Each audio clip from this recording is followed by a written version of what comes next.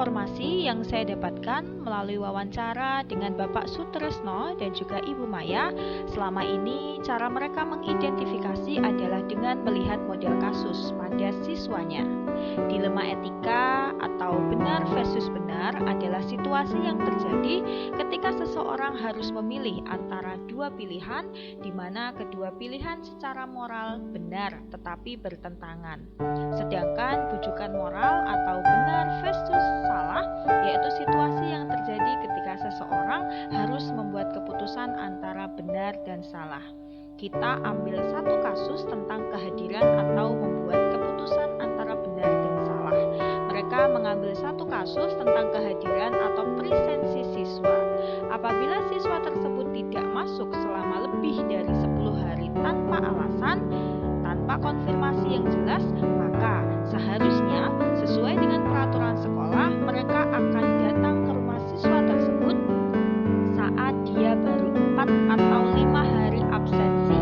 Namun, jika setelah ada guru yang datang dan ternyata anak tersebut tetap tidak masuk sekolah sesuai peraturan yang berlaku, dengan terpaksa siswa tersebut harus dikeluarkan dari sekolah.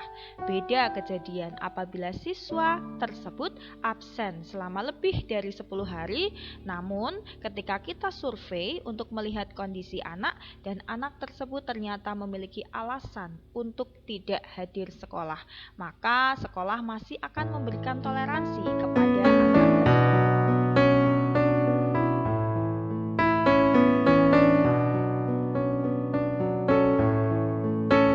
Untuk pertanyaan kedua, saat menjalankan pengambilan keputusan di sekolah di mana ada dua kepentingan yang sama-sama benar atau sama-sama mengandung nilai kebajikan, mereka akan menelisik terlebih dahulu sebelum keputusan tersebut benar-benar dijadikan sebagai keputusan akhir. Beliau berdua akan menerapkan 4 paradigma berpikir. Apakah situasi dilema etika yang sedang terjadi? Apakah yang sedang terjadi adalah individu lawan masyarakat, atau rasa keadilan lawan rasa kasihan, atau kebenaran lawan kesetiaan, ataukah jangka pendek melawan jangka panjang? Selain itu, beliau berdua juga akan melihat prinsip apa yang akan diambil ketika pengambilan keputusan nanti. Apakah mereka mengambil berpikir berbasis hasil akhir, atau berpikir berbasis pelaturan, atau berpikir berbasis rasa peduli.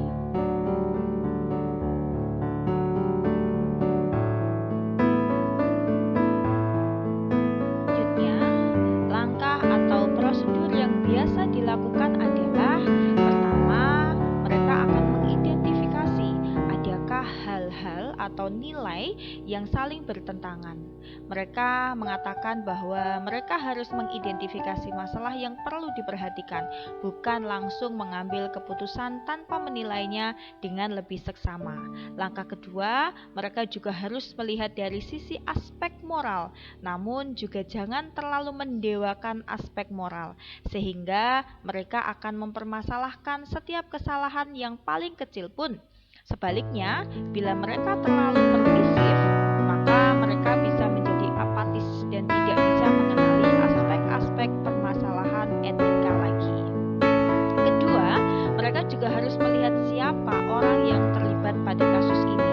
Apakah dari internal sekolah ataukah dari eksternal sekolah? Selanjutnya, sebelum mengambil keputusan, mereka juga harus mencari bukti-bukti yang relevan. Bagaimana latar belakang anak, apa sebenarnya alasan anak tersebut melakukannya, dan lain sebagainya. Sehingga itu bisa menjadi sebuah bahan pertimbangan dalam pengambilan keputusan.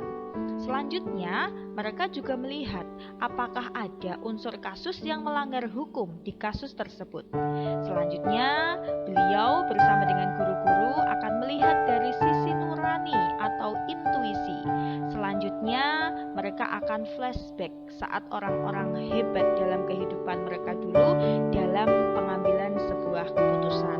Misalnya saat ayah mereka yang notabene keluarga atau kepala keluarga saat pengambil keputusan, itu bisa menjadi acuan atau panutan mereka untuk pengambilan keputusan. Selanjutnya, mereka akan menganalisis paradigma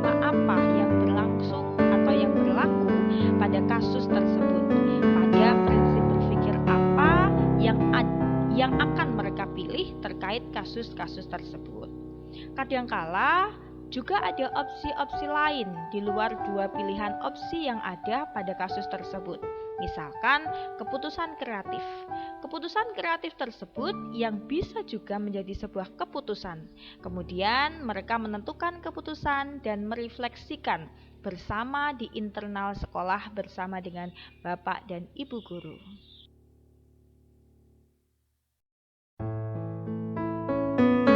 Pertanyaan keempat, hal-hal yang selama ini dianggap efektif dalam pengambilan keputusan pada sebuah kasus-kasus dilema etika adalah berbasis pada peraturan.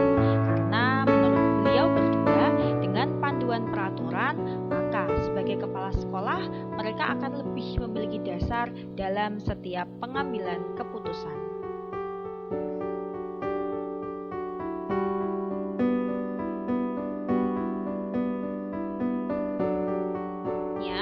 Tantangan dalam pengambilan keputusan pada kasus-kasus dilema etika saat hal tersebut sudah tidak bisa ditoleransi lagi, namun hati kecil mereka merasa bahwa jika anak tersebut mau berubah, pasti akan bermanfaat bagi masa depannya. Sehingga tantangannya adalah menumbuhkan motivasi intrinsik anak untuk mengajak siswa tersebut dapat berubah menjadi siswa yang lebih baik.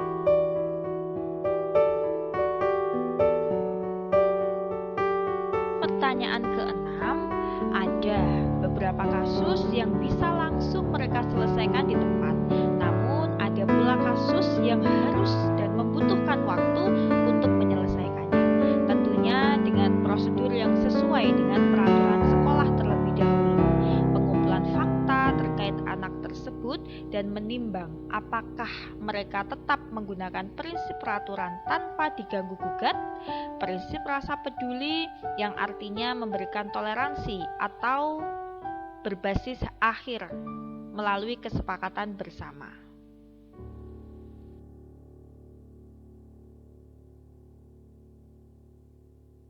Selanjutnya, seseorang atau faktor-faktor apa yang selama ini mempermudah atau membantu mereka dalam pengambilan keputusan dalam kasus-kasus dilema etika? Tentu saja menurut mereka banyak andil dan juga masukan serta saran dari Bapak Ibu guru di sekolahan mereka. Hal itu yang menyebabkan sebuah keputusan dalam sebuah permasalahan menjadi ringan karena adanya kolaborasi antara seluruh elemen sekolah.